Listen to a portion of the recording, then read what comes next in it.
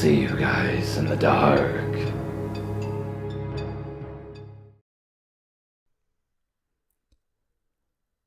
This happened in my first year at university, Australia. I was moving out of home for the first time, and I think this made me very, very naive in this situation. I was 20 and female. I found a cheap place in the city near my workplace. At the time, it was only 150 PW for a room in a share house only 20 minutes out of the CBD. It seemed like an awesome deal to me. I messaged the landlord and told her that I was interested. Before she gave me a time to come and inspect the place, she seemed overly interested in my ethnic background. I'm half Ethiopian, so I definitely don't look white. But when I told her I'm Australian, she suddenly became withdrawn. I thought it was strange. Maybe she thought I was lying because she had seen my profile photo on flatmates.com. So I explained my background. She seemed satisfied with my answer, and we organized a time for me to come see the room. I will call the landlord Denise. Denise showed me around and talked as if the place was already mine, which I thought was pretty exciting. There was a main house with 5 bedrooms, a caravan on the side, and a granny flat behind it with 3 bedrooms, which is where I would be moving into. The house and caravan were full, 7 people living there, but only one of the rooms in the granny flat was occupied. It was nice enough, considering, and very clean. A weekly cleaner was included in the rent price, as well as weekly maintenance. I didn't think to ask what that meant, because I was already pretty set on moving in. I met the people who would be going on to be my housemates. All of them were foreigners, mostly Chinese or South Korean, who had come to study. I still didn't find this odd. I mean, there are plenty of international students here. The door on my room had a lock on it, and I was told myself and Denise had a key. But Denise never usually came to the house, so there was a nice level of privacy. A week after I moved in, I met the maintenance guy. I'll call him Patrick. He seemed to be gardening and came over to introduce himself. Seemed nice enough. I found out he's Denise's brother, and he looked to be in his late 40s or so. Found him to be a bit awkward, but I have been raised to be polite to a fault, so I ended up talking to him for a long time before going back to my room.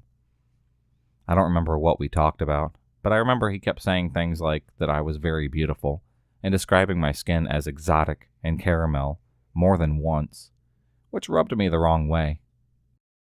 A few days later, the cleaner comes also.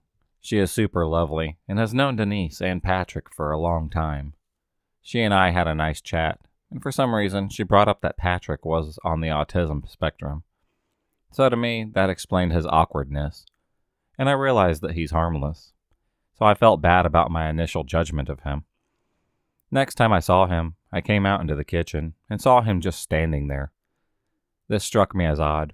1, it was the morning, and I was in my pajamas, having just woken up.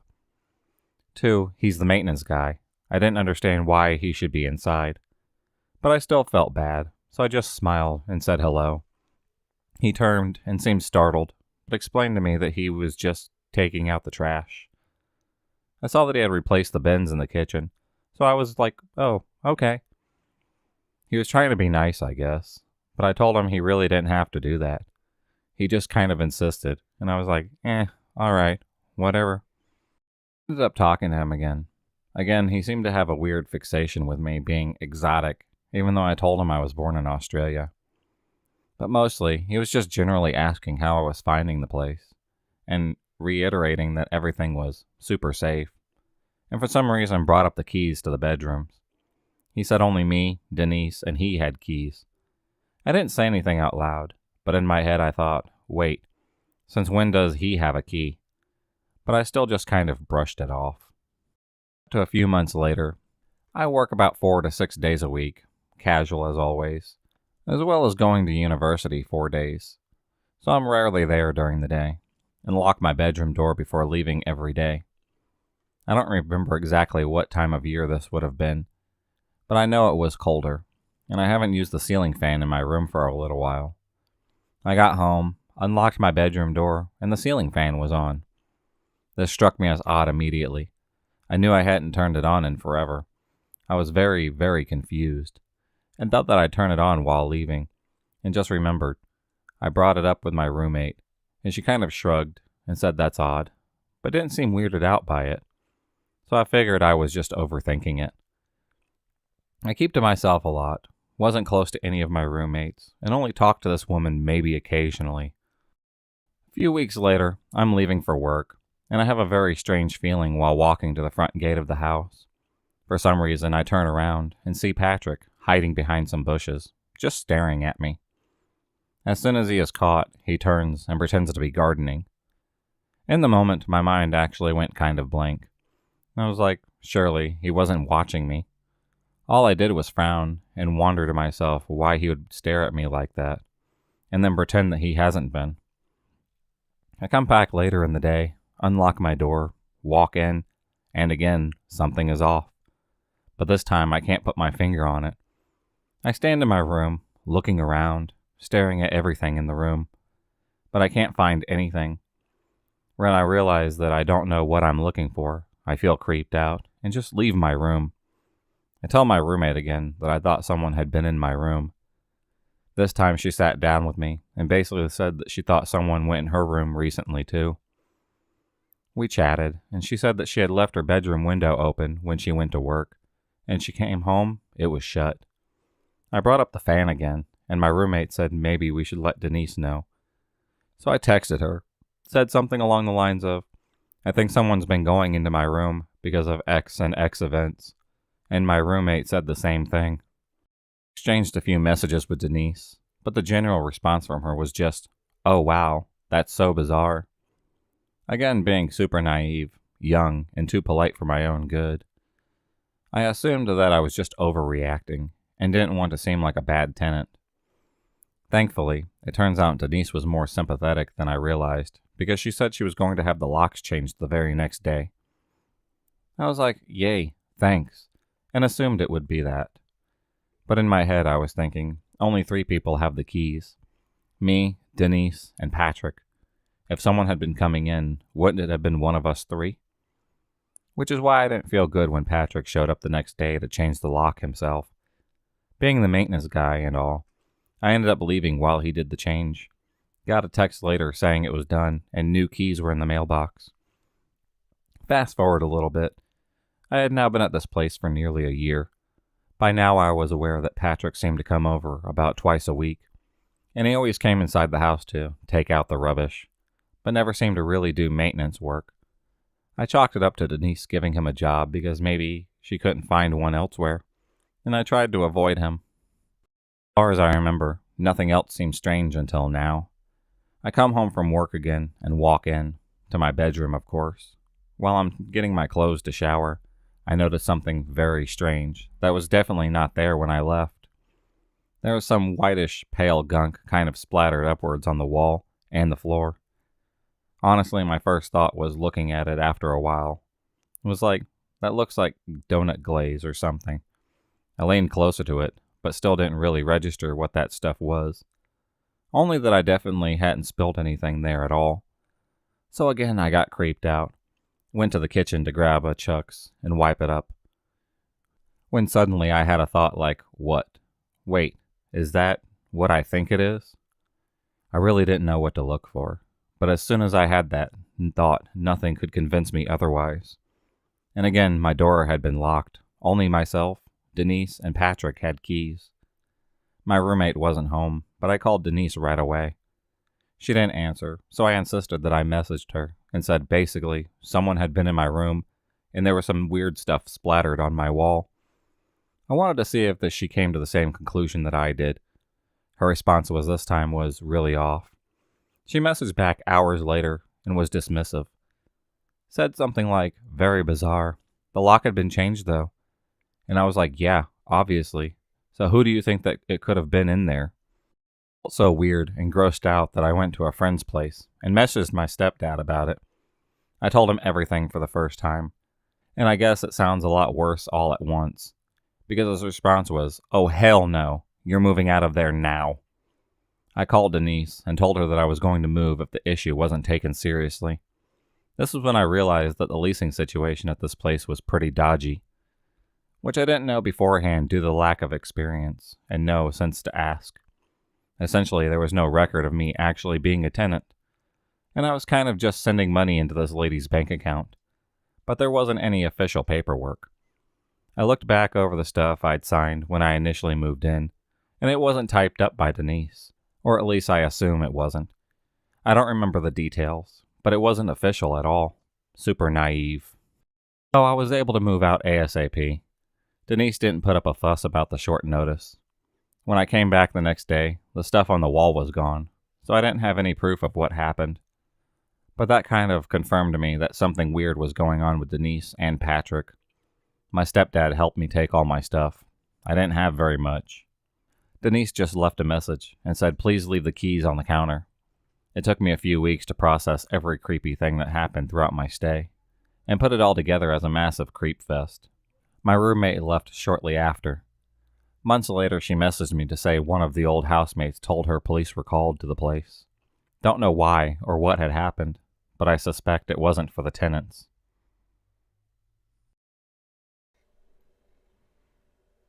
For the past 1 year and 9 months, I've been living alone, and 9 hours away from home due to my job. I'm not the most social person. My gym manager and a few stray cats inside. I haven't made any friends in this city. I'm generally fine being alone, but after almost 2 years of solitude, and with Ramadan approaching, a usually festive and family-oriented time in my country, even I began to feel a bit lonely. So yesterday afternoon, as I was about to get off work, I started to contemplate my dreadful return to my empty flat, and thought perhaps it wouldn't be a bad idea to get a flatmate, or move in with one. I'd actually been thinking about this for a few weeks now. I got my phone out, quickly found a few ads, and saved some numbers. Once home, I decided to call one I had saved as Mindy Rent.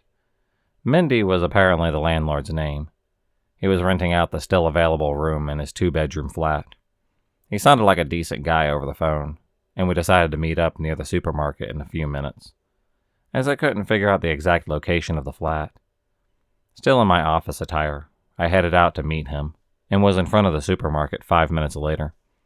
Some 15 minutes went by, and there was still no sign of Mindy. I called him again to let him know I was there, and he confirmed that he was on his way. Soon afterwards, he showed up and greeted me with what seemed like an excessive delight to me. The way you might greet someone you actually know and haven't seen for a long while. He proceeded to make small talk, and then casually asked a bunch of stuff I assumed my landlord might ask. "I'm guessing you're not from town. Are you a student? I look younger than I am. What do you do? Where are you from?" Stuff like that. I felt like he was being a bit overbearing, but thought nothing of it. Several awkward responses later, I asked if we would go see the flat. His smile changed into an inquisitive frown for the briefest moment, before he resumed his excessively gleeful attitude and said, "Yes, of course." I started to walk behind him, and as we turn around the corner, he gestures to an old Renault 19. I had no idea he'd come by car, and had assumed we were walking to the flat since it was supposed to be close to the supermarket, so I was kind of surprised. I'm a ridiculously trusting person, and displeasing people is almost a phobia of mine, but I was hesitant to get into the car. It wasn't out of concern for my safety. I'm an idiot. I'm just from a conservative society, and as a young woman, it would be really inappropriate to get into a car alone with some random dude that I just met.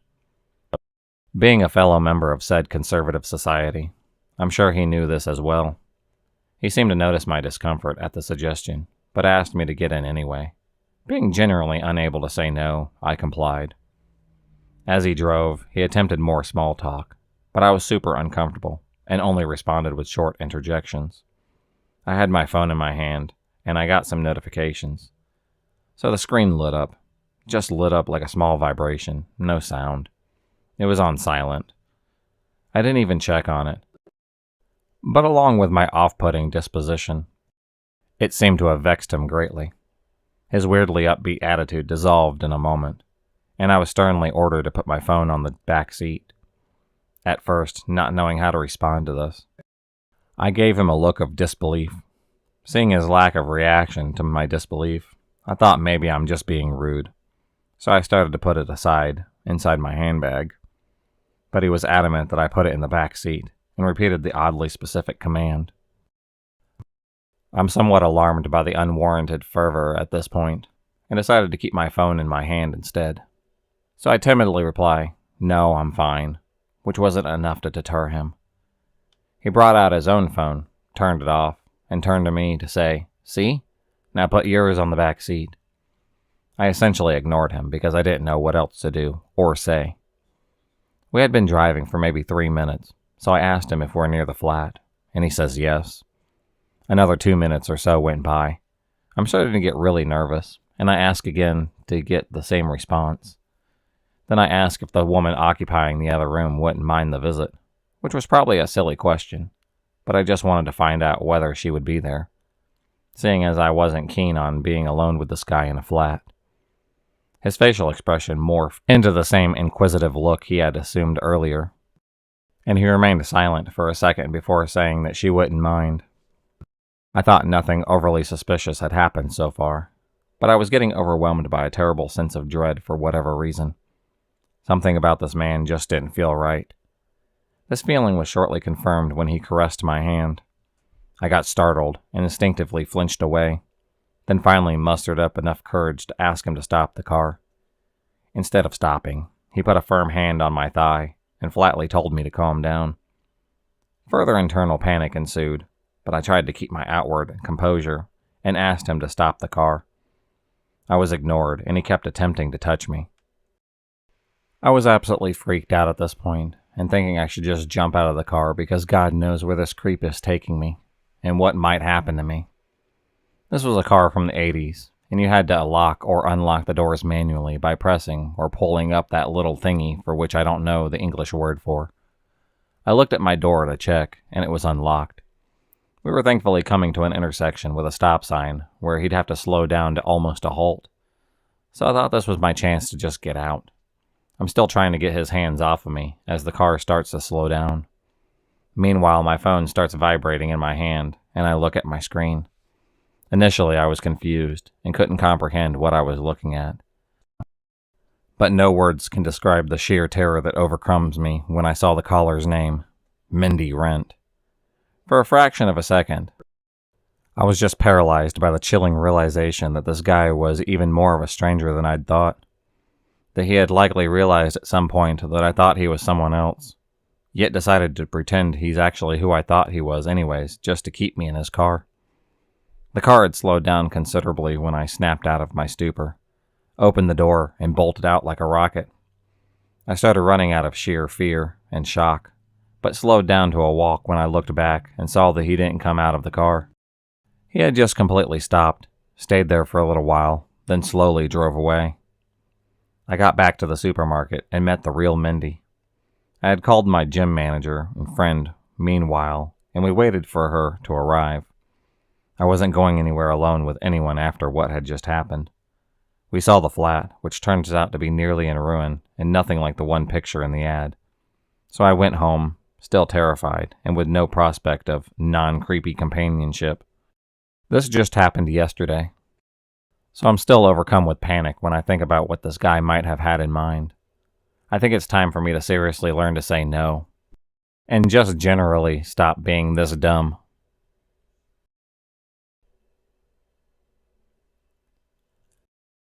I grew up in Texas.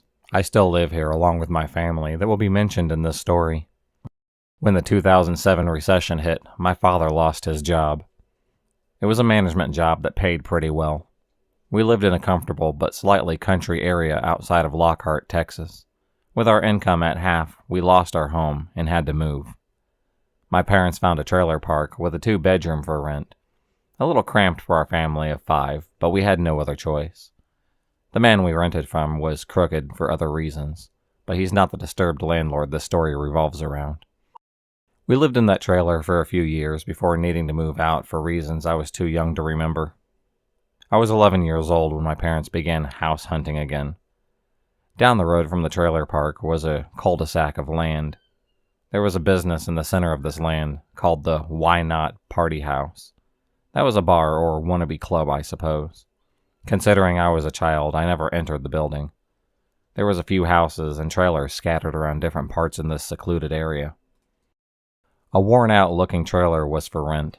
The man renting it, Mr. Dahl, was an elderly man who couldn't have been younger than 65 or so. A few things to note about this trailer. It had old stone steps leading up to the front door. There was a bunk bed in one of the bedrooms, and a somewhat functioning air hockey table. The master bedroom had a queen-size bed, and there was a carpet in the kitchen, which I always found pretty strange. The back door was nailed shut and completely unusable. If that wasn't enough to make you say nope, then let me also say it had a mice problem. My family is working class, my mother is disabled, and with my father out of work, we only relied on her disability check.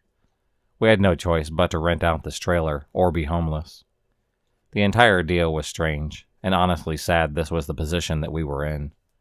But my parents rented out this trailer on the agreement of words only. There was no official lease that was signed, or any sort of legal document that proved that we were renting from this man.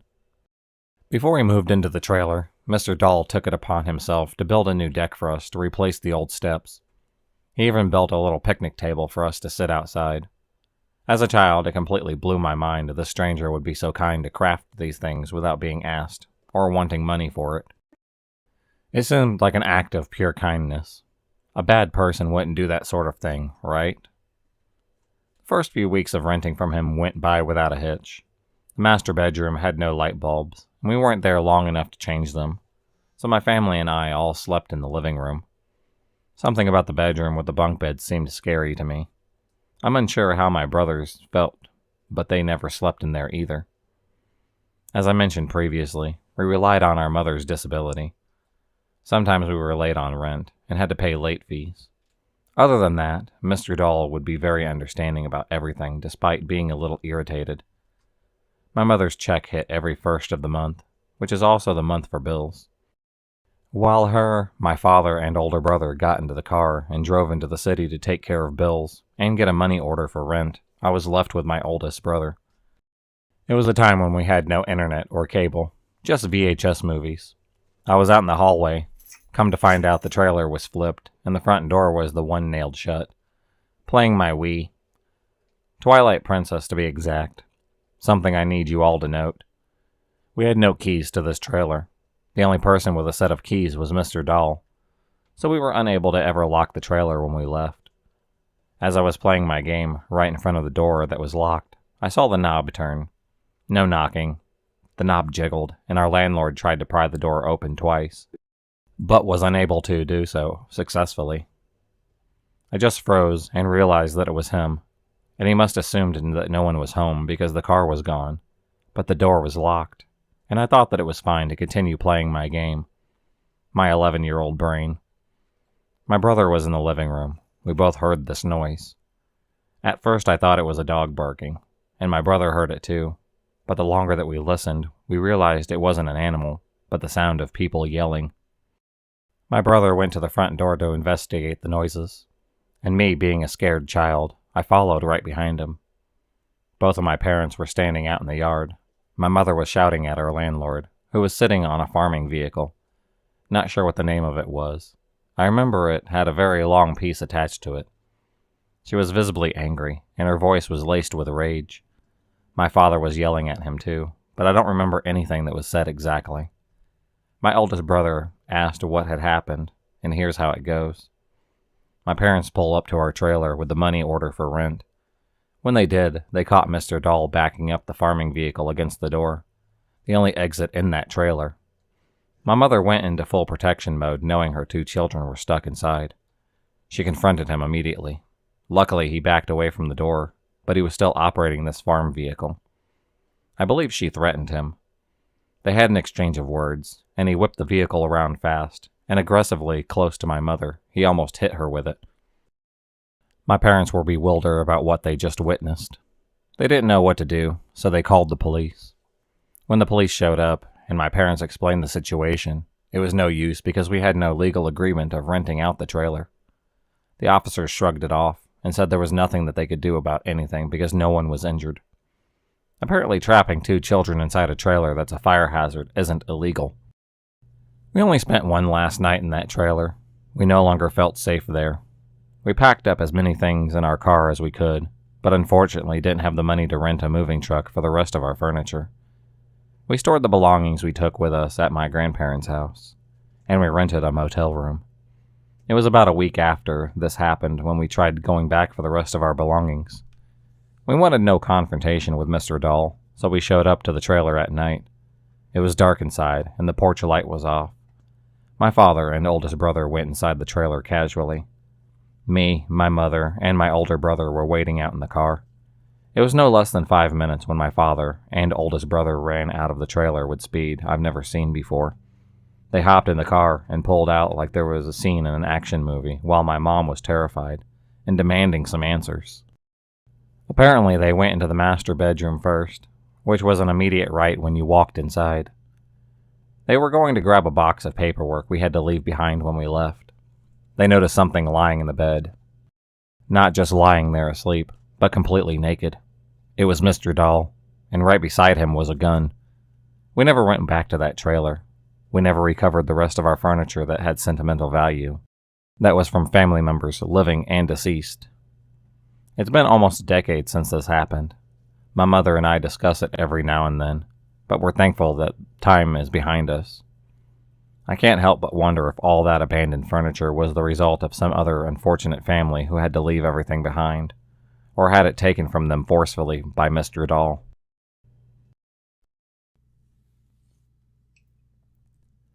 My family used to live on the far outskirts of a city on the west coast.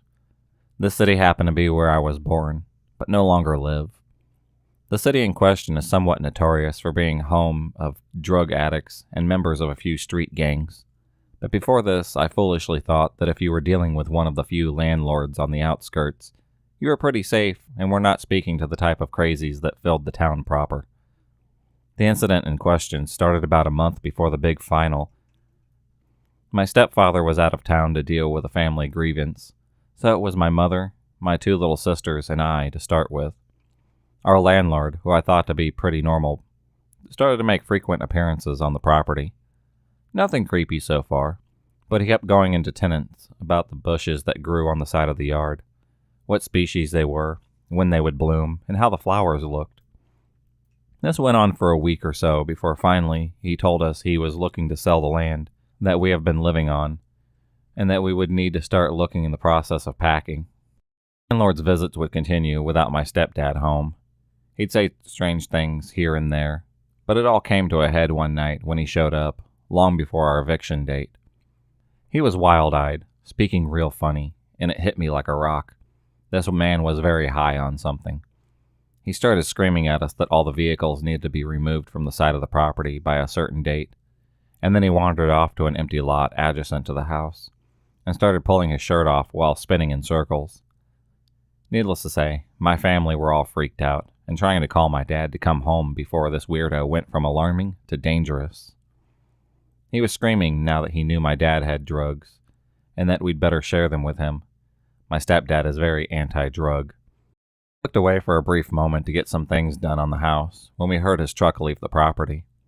Thinking we were done with the landlord for the day, we started to calm down, when suddenly up the drive comes the landlord and a few tow trucks.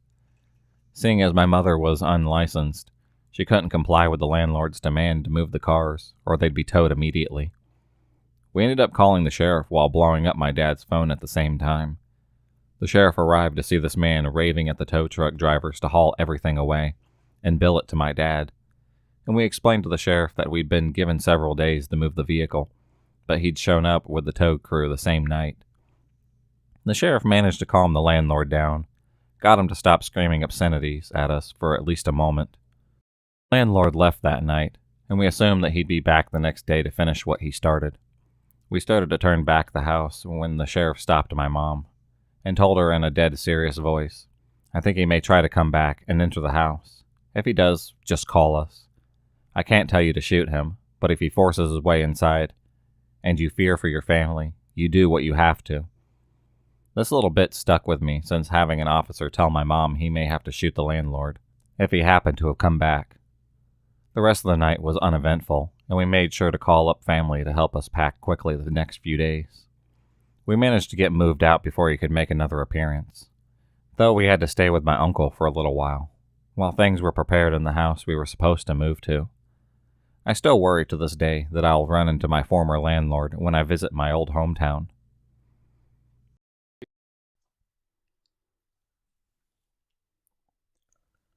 This happened a few years back when I was 23.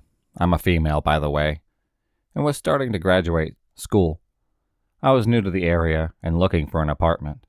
I'm not too picky, but on a grad school starting, I needed something cheap. I was adamantly naive and decided to include some Craigslist posting in my search. I saw an ad for a one-bedroom apartment. I want to stress it was advertised as a one-bedroom, one-bathroom.